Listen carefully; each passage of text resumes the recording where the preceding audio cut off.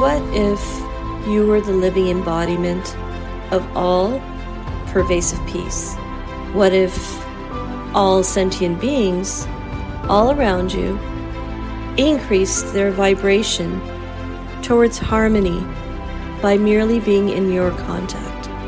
What if through conscious reasoning, focused will, and intentional living, you reform yourself, thereby becoming a catalyst and sparking transformation in others? I'm Shilpa Lewis, meditation and mindfulness coach for midlife mompreneurs, and you are listening to Omnipresent Awareness, the podcast that will inspire you to use your story to serve humanity in not just healing, but thriving as souls, each fulfilling their highest purpose. Welcome to Omnipresent Awareness with Shilpa. This is your host, Shilpa Lewis, owner and founder of Omni Mindfulness Coaching. Before we get started, if you haven't already booked a free discovery session with me, click on the link in the description. I'm a holistic transformational life coach, specializing in helping midlife mompreneurs bring balance, clarity, and life alignment, both personally and professionally, so that you may live your best life. There is tremendous healing value in simply being able to know someone is holding authentic space for you to listen and be accessible as an accountability partner and mentor. If you feel overwhelmed or if you feel the need for some support navigating life as a mother or as an entrepreneur, I would love to provide you with my coaching. If any anecdotes from the stories of the guests from this episode or any of the podcast episodes resonate with you, or if you find any value at all from the content from these episodes, then consider booking a free discovery call with me. Together, we can manifest my vision to be instrumental in the biggest rise in consciousness and awareness and human transformation. And now, here is today's episode.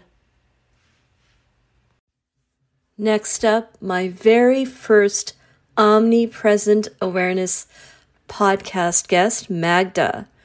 Magda personifies the essence of a mompreneur, and it is because of stories like hers that this podcast was created. In her own words, I know firsthand how motherhood can be challenging and isolating. That is why I truly believe that sharing our stories can bring us closer together. Every woman deserves a community to lean on, and I hope you'll find a piece of it here. The very versatile and innovative mindful mompreneur Magda is the founder of the MLM fashion brand. When her second son was born in 2017, she decided to pause her career and focus on her young family while she was still trying to launch an apparel brand. She had always loved fashion, but never imagined this passion would lead her away from her career in research to design breastfeeding-friendly dresses. During the peak of the pandemic, Magda, her husband, and two young boys, Adrian and Julian, moved to Los Angeles. In this next chapter of her life, Magda bravely transitioned from her former career and fully immersed herself into a fashion designer mompreneur. Again, in her own words, I founded MLM because I wanted to make the fourth trimester easier for moms by creating a collection of elevated, timeless maternity pieces. Magda recognized a gap in the fashion industry for the unspoken pregnancy phase, the fourth trimester. So she designed a solution for this gap, which launched her career as a mompreneur. She cares about our environment. Sustainability and minimal waste are among her brand's core values. She is also passionate about improving family policies, elevating the voice of women, and advocating for moms in the workplaces. And now, my conversation with the magnificent Magda.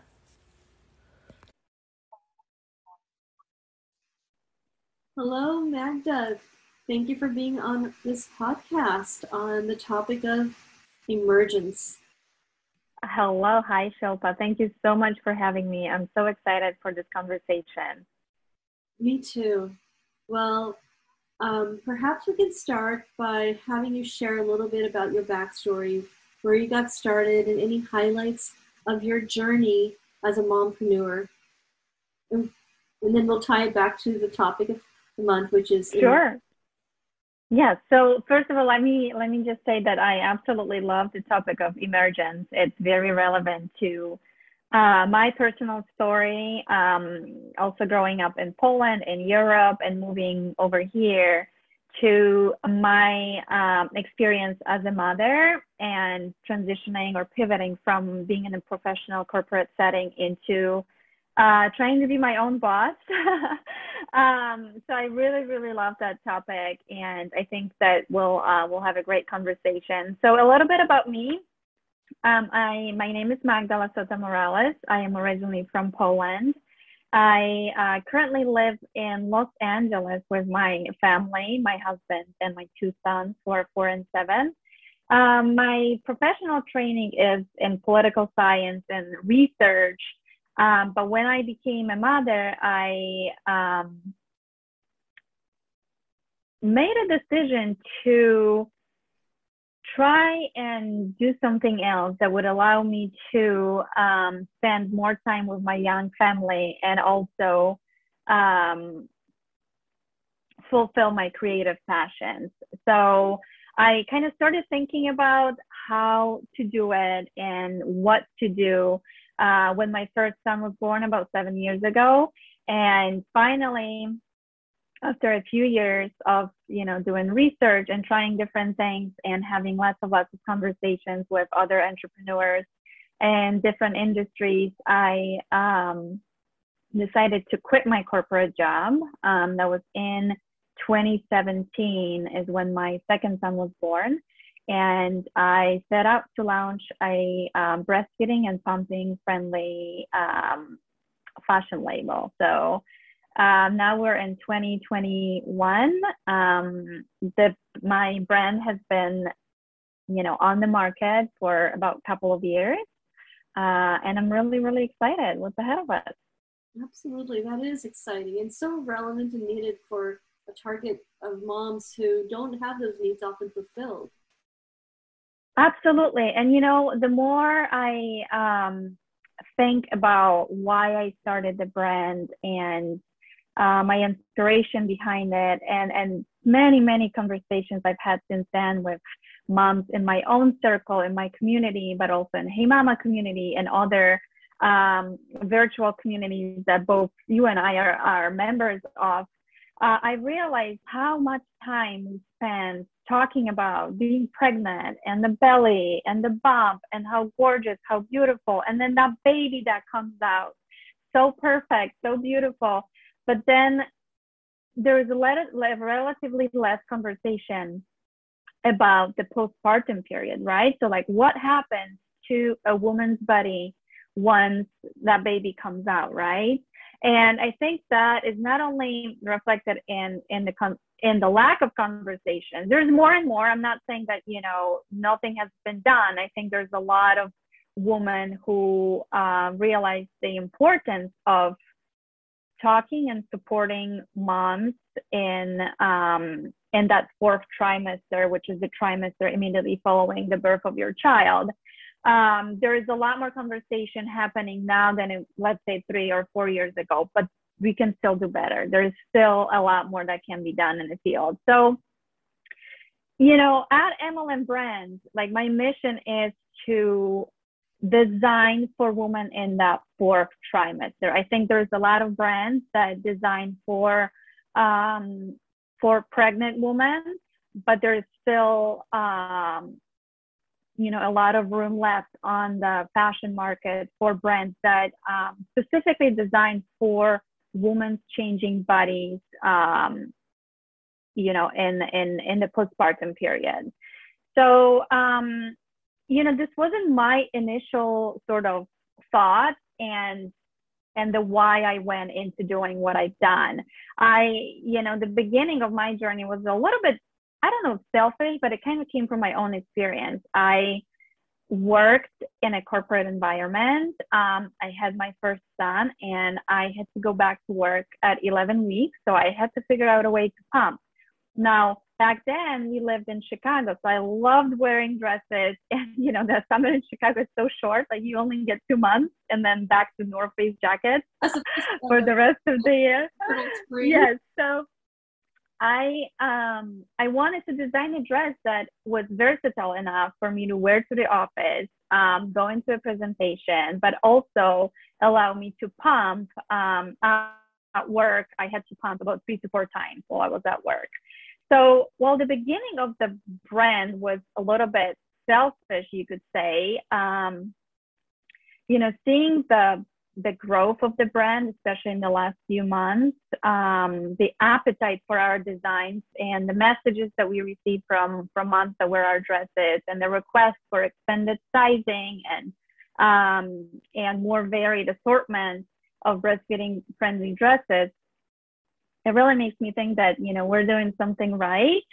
So what kind of started as a passion project, something that I needed, as a working and pumping mom, turned into, a much bigger business and a solution that a lot of moms were looking for.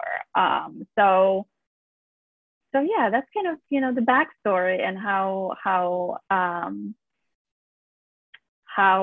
we arrived sort of 2 years later at where we are as a brand. Wonderful. And yes, you definitely targeted a little niche market that is needed and start a movement around that for moms. And you covered a little bit about emerging from the corporate world and into entrepreneurship. Could you share a little bit about the elements of what you found that most resonated with you as a mompreneur? In regards to like emerging from or out of something.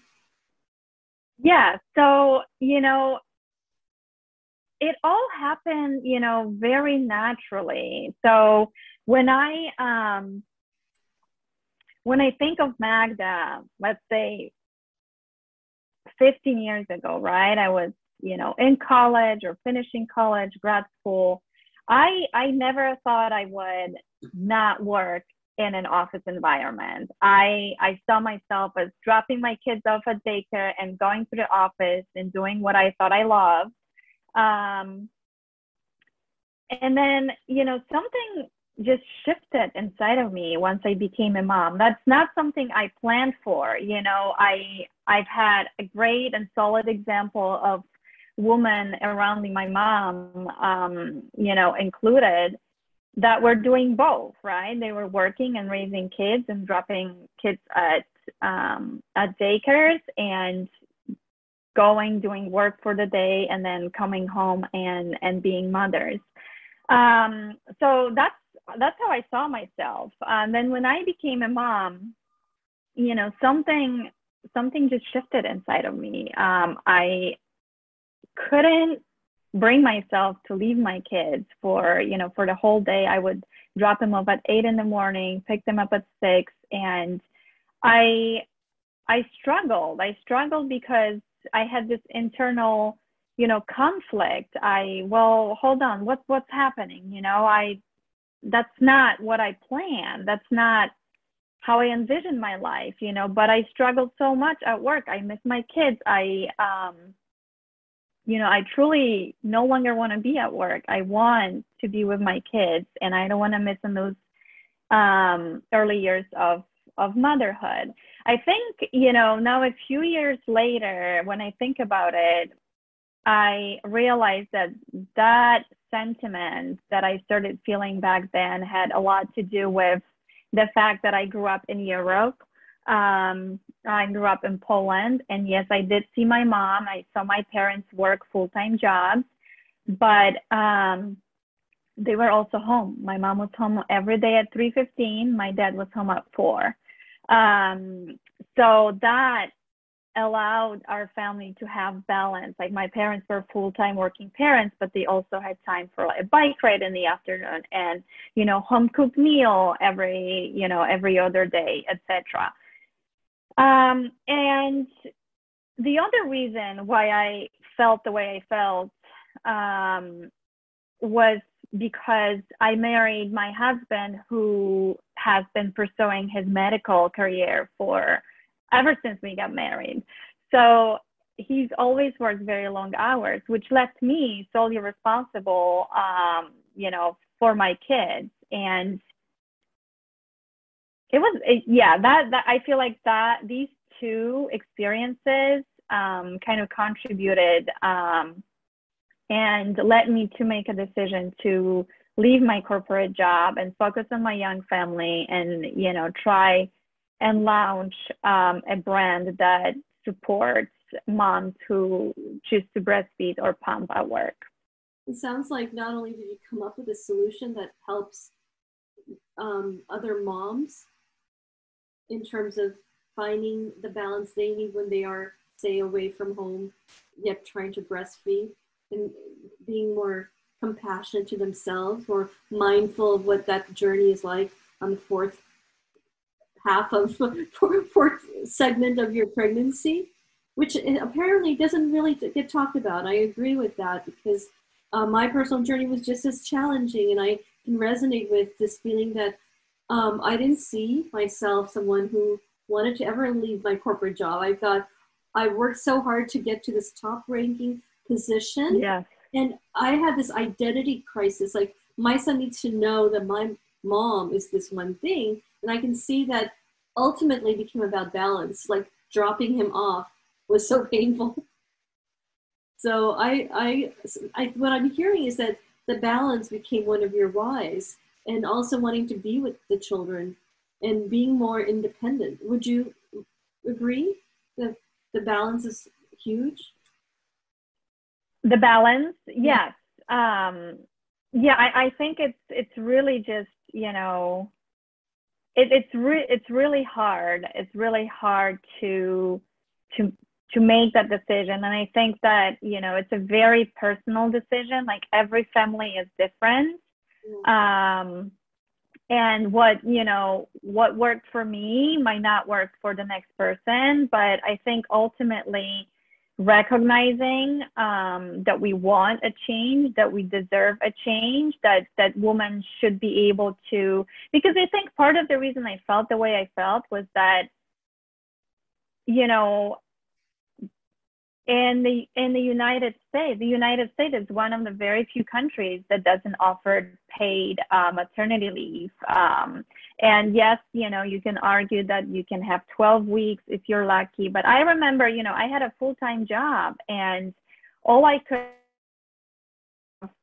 scramble together was 11 weeks, and some of it was paid, but a lot of it was, you know, I had to use up my vacation time. And then what do you do when your child gets sick? What do you do when you know, it just seems so unfair compared to Europe, for example, and, you know, and growing up there. So I think that what you decide and the decision that you make, it has to be right for your family, because I think everyone's situation is unique, and I you know, and we definitely, you know, shouldn't judge. Right, absolutely. You know, yeah. In regards to emergence itself, given the collective energy around all of us, is that we're now emerging from the pandemic, and that too has had a new spin on what it means to become a mompreneur at this time in modern history. How has that impacted your perception of the decisions you've made so far, given that you're a mompreneur during the pandemic? You know, so this idea of emergence, and, you know, being a business owner, and, you know, in a pandemic, I think that the pandemic didn't adversely affect my business. On the contrary, my business grew, you know, 300-400% during the pandemic. What I think happened, you know, in the pandemic, that you can think as, you know, sort of collective response to the traumatic experience of, you know, a pandemic, and traumatic for a variety of reasons for a lot of different people, you know, grief and loss, but also, you know, that moment when you realize that we're in this together. So I think what I've noticed that happened in this country, that, you know, the pandemic actually, instead of bringing us all together, it became even more politicized. And all of a sudden it became the issue of, I'm my own person. I'm not, in a sense, people were saying, you know, I'm going to do what I feel is right for me, and I don't really care what's going to happen to everybody else, right? I think that is probably the most accurate description of how we as Americans have approached the pandemic. And I think it's very different than a lot of countries in Europe and in other parts of the world, where that sense of collective responsibility and really having, you know, a strong sense of community, and that belief that, you know, I am doing something because not only I think it's right, but it's also, it's good for everybody else. That sense and the sentiment of doing something for the collective good, it's much stronger in a lot of communities in Europe. You know, this is also very general, because there are, you know, movements within these communities that are very similar to what we're experiencing in the U.S. But, you know, if you look at a lot of, you know, the Western European countries, you can see that collective responsibility at work that happened during the pandemic. You know, if it's shut down, we stay at home. If it's, we're doing vaccines, we're doing vaccines. And because we're in this together. And I think this is just a bigger reflection of how the European countries take care of their citizens, like how people there take care of one another. And you can see that in, you know, better childcare system, paid family leave, how they take care of their seniors, you know, healthcare. Yes, there's pro and cons to everything in every country, but I think that sort of collective responsibility, like coming together, emerging, you know, as one in times of adversity, which is a pandemic, you know, that we've all experienced. It's just very different in Europe than in here. So that's yeah. It sounds like you're saying that emergence for you during the pandemic was really a positive thing, because you had an established mompreneurship business that started to continue to thrive.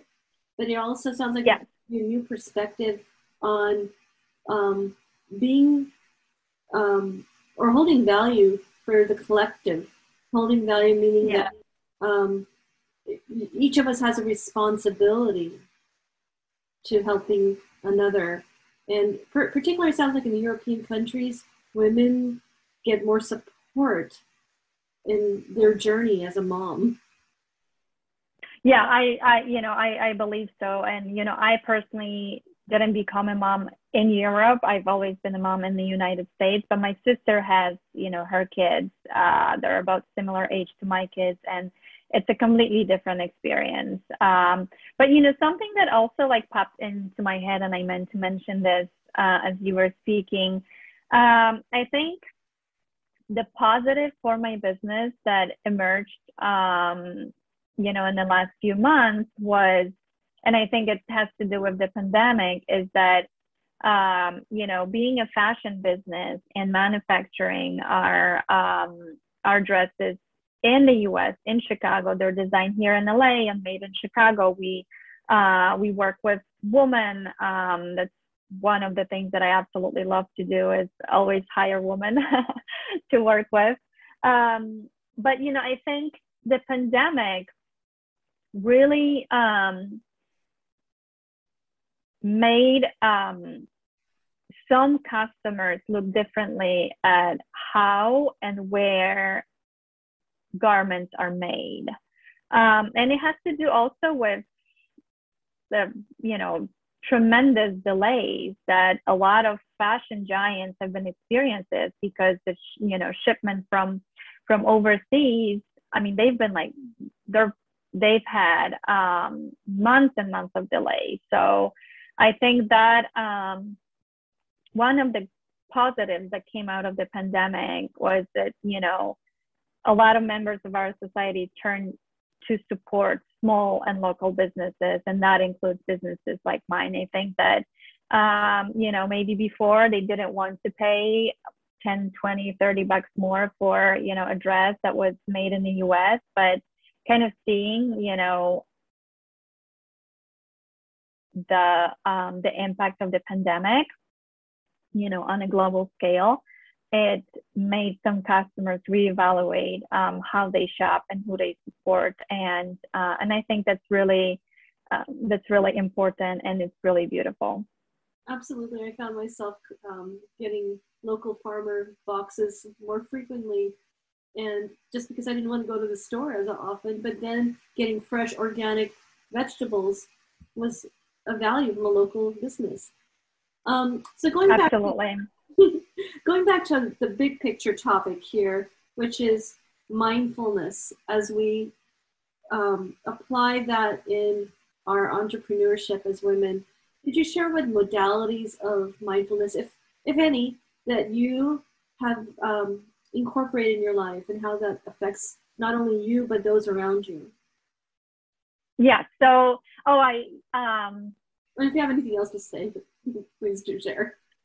Yeah. So, mindfulness and meditation have become, integral part of my daily routine. I think that motherhood comes in a lot of different colors. Motherhood is beautiful, but also extremely exhausting at times. And I found myself, in a lot of days not having enough time to do something, for myself, forget about, workouts and leaving my kids to get my pedicure. That was just like not part of my life. It actually still isn't, but I could now. But in those early years of motherhood, I started getting, anxious, and I started, to have moments where I found myself getting frustrated because I was exhausted, or, just being a mom is hard work. And, I couldn't run out and go for a run. I couldn't go and get my pedicure. I couldn't just go for a run around the block. I mean, I would do it a lot with my kids, but, it wasn't the same. So I searched for a way to turn inward and spend time with just myself, ground myself, with my kids at home. And so I found a way I found that meditating and just like closing my eyes for 10 minutes or 15 minutes has really been a huge help. So I just use, I'm the kind of customer that if I buy something and I love it, like I'm gonna just buy it for the rest of my life. So I know there is a lot of awesome apps out there and a lot of services, but I subscribe to this app called Calm.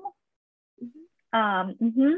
And at first, yes, and I really love it. And they're they have beautiful offerings for meditations, for all kinds of moments, challenging moments in your life. And I find myself even, I don't always just sit down and meditate, but even if I go for a walk and I'll run for 10, 15 minutes, and then I walk for 10 minutes, I'll listen to something just to ground myself and really, bring the perspective back into my life. And it's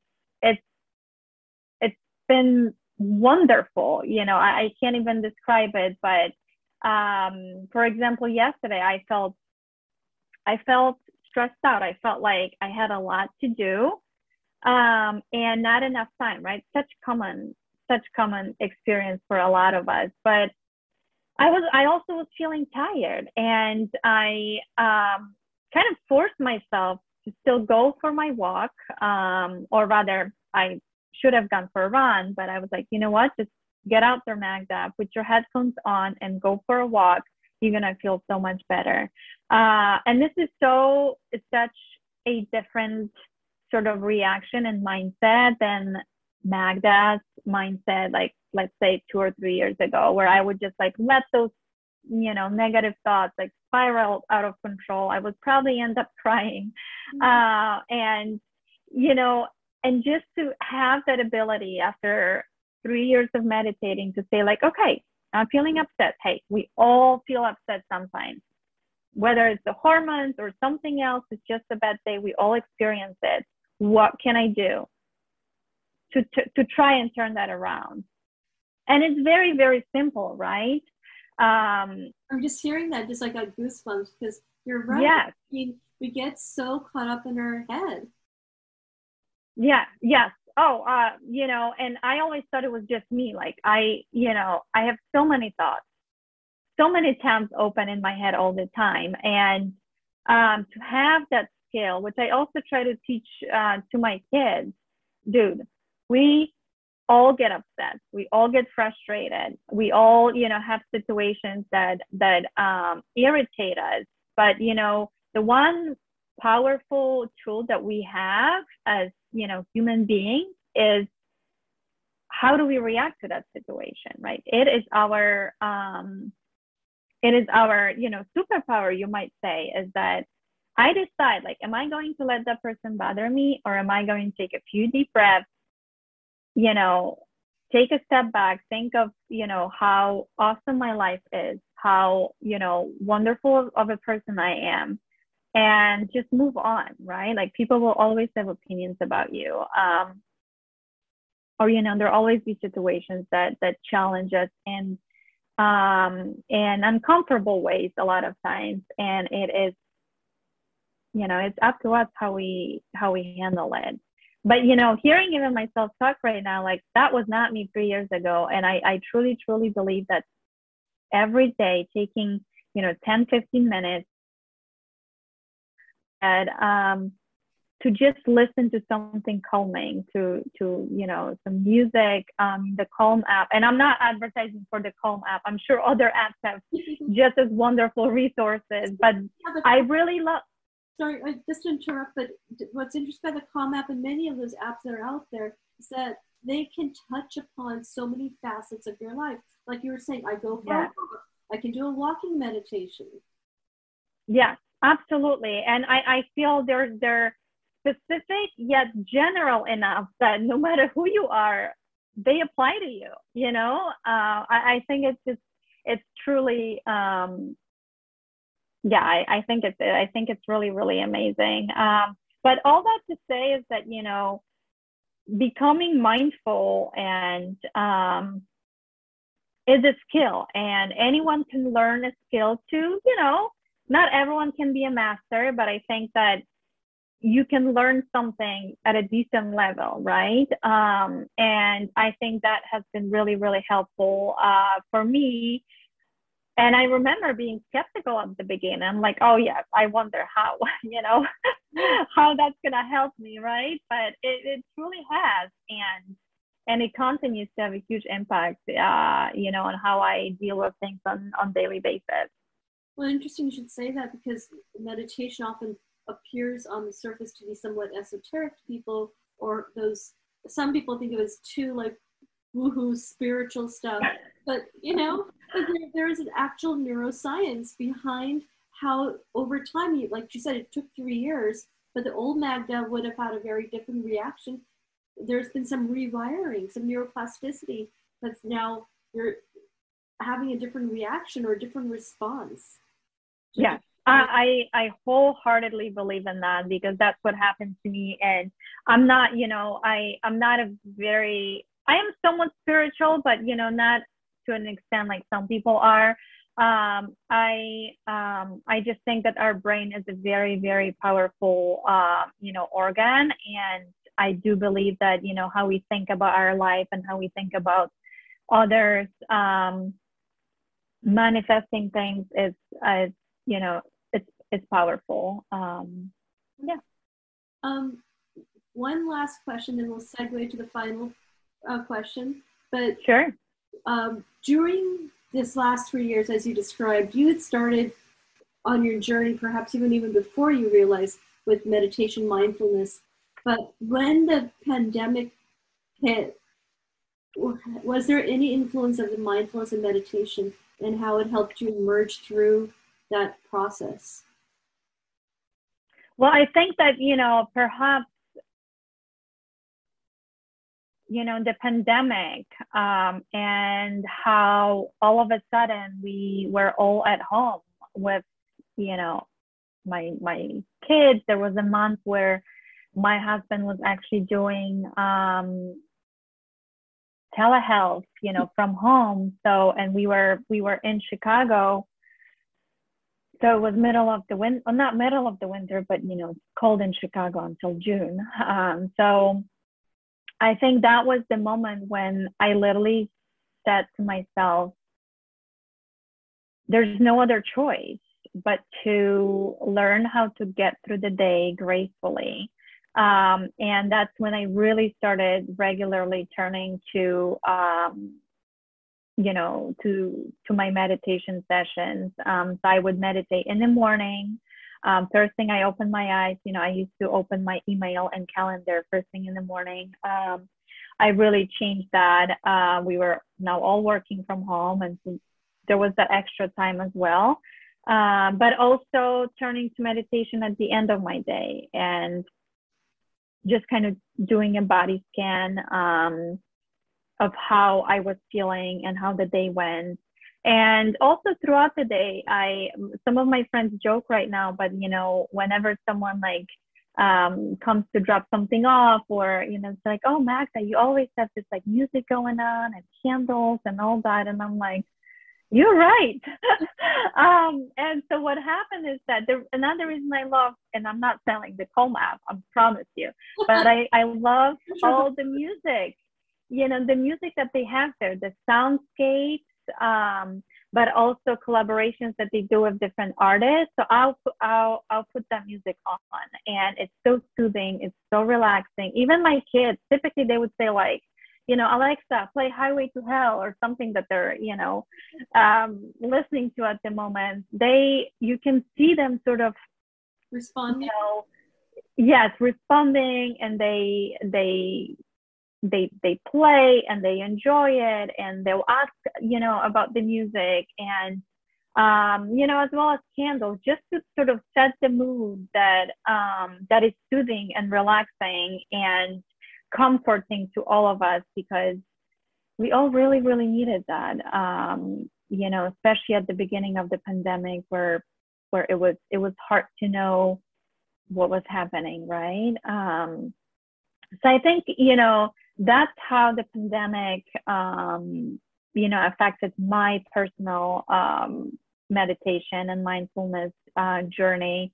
And and it's a huge part of my day right now. I even when I have moments of frustration or overwhelm, throughout the day, I am, I would say like 50% of the time, I still have a short fuse, the other 50% of the time. But I would say, more often than not, I am able to, to regulate myself, kind of just taking a step back and taking a few deep breaths. And also that's just how I show, how we do it to my kids, which is also, important. Absolutely. for the little people. Absolutely. They watch our energy and respond to it all the time. So wrapping up, if you had 3 to 5 insights that you would give other women or mompreneurs on how to emerge out of challenges, adversities, and emerge into a better version of yourself, what would that be? Well, I always am unsure like how to answer questions like that, because I'm still on the journey, right? So the only thing I can really share is that what I've done in my life and what's worked for me. And I think that one of the most important things when you pivot, when there's change, when there's uncertainty, is that you wake up every morning and you show up as the best version of yourself that you can do that day, right? The best version of Magda, not going to be the same every day, but as long as it is the best, sort of highest version of yourself, you do that, and you do it every day, and you don't let yourself take a break, in a sense, from showing up in life. Life is hard. There's going to be beautiful days, and there's also going to be days that are really hard. Just show up every day. I think, showing up every day, even when you don't feel like it, it's key to growth, and growth often leads to success. And this has been my experience. Also, as far as, when you start a new venture, a new business, and you leave the old, known, comfortable behind, there can be a lot of growth pain, right? A lot of uncomfortable situations. That's what happens when we step out of our comfort zone. Like, it's going to feel awkward, right? Like, it's going to feel a little weird. I think about it, I like to drive the same way, same right turn and left turn. And a lot of times when I take the other way around, I feel a little like, whoa, like I'm paying attention to what's happening around more. And I think that is a very good illustration of how we are in life in general. Like, whenever there's something you do a little bit differently than what you used to, it's going to feel weird. And I think it's important to get used to that feeling, to get comfortable with feeling uncomfortable. So maybe that's number 2. Show up every day, get comfortable with being uncomfortable. There'll be different levels, right? There's a different level of, maybe sending out a cold email, and a different level of feeling uncomfortable when you do your pitch in front of many, many people. But it's all the same feeling, right? You do something different, you grow, and there's going to be a little bit of pain associated with that.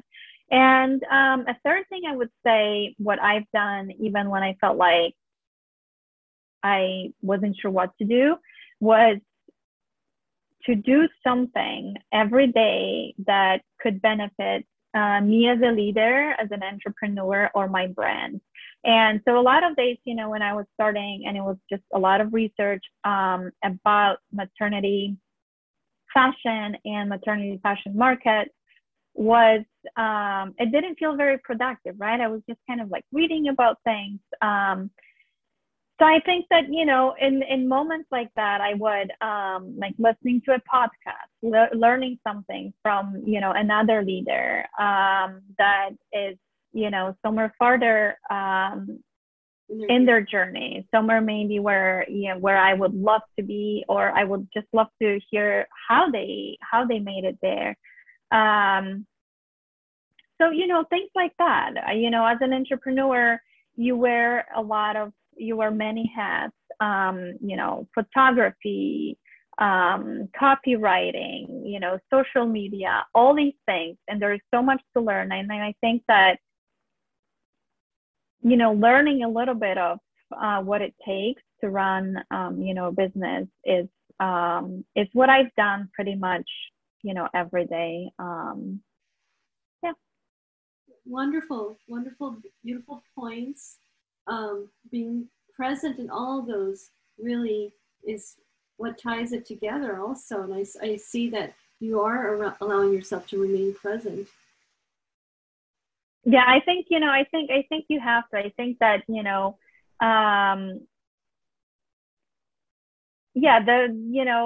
the journey is long. The path ahead of us is long. We're not sure where we are going to be in, 5-10 years. It's important to have a goal. Oh, I would like my brand to be here and there and make this much money, or, etc. Whatever the goal is, right?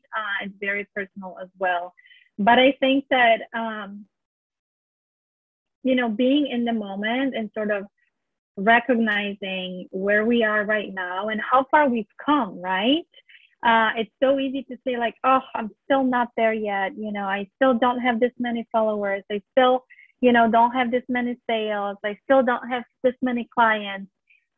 But hey, if you actually stop and look at yourself 2 years ago, 5 years ago, and how far you've come on your journey, I think that's just really, really powerful and incredible. And that's what I do a lot as well, because, in today's world, it's easy to lose track of our own progress when you look at other brands and what they're doing.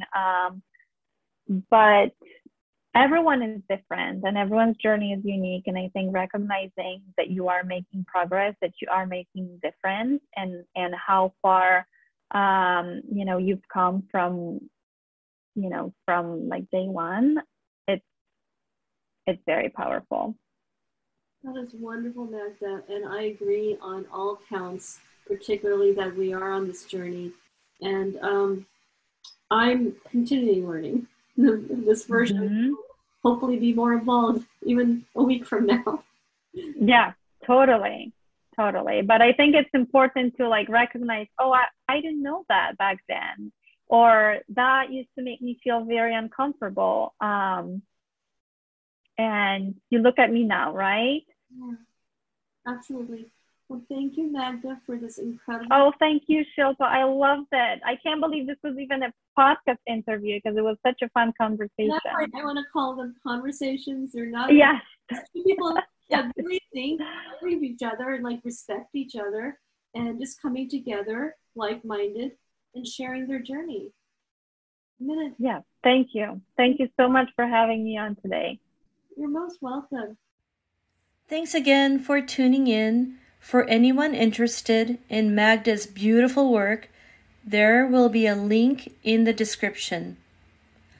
Also, if you enjoyed today's podcast, please consider subscribing, following, doing a like or share, and continue to be omnipresent.